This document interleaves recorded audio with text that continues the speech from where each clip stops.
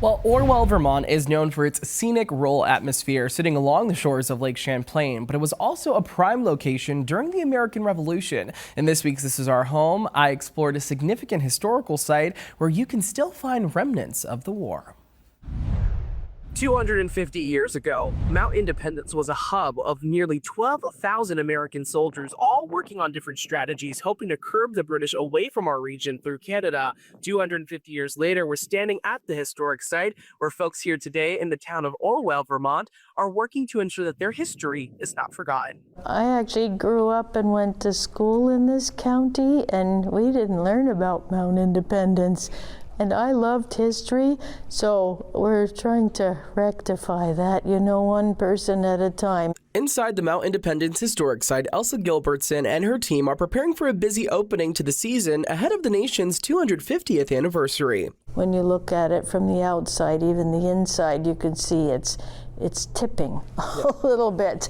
And so then it was meant to show the significance of the lake. There are over 6 miles of trails with guided tours to help you spot the artifacts. Gilbertson says people can let their imaginations rip to picture what the grounds looked like over 2 centuries ago. Toward the end of October '76, there were over 12,000 men between here and Fort Ticonderoga because the British were coming down here after the Battle of Valcour Island. Early Americans defended New England along the shores of Lake Champlain. From Mount Independence to Fort Ticonderoga, the two sites worked alongside one another and even crafted a bridge to connect them. There was a sort of a floating bridge to start with, and then the Americans realized that a bridge a more permanent one between both sides would serve 2 purposes. It would be a barrier to navigation. It would be hard for enemy ships to get south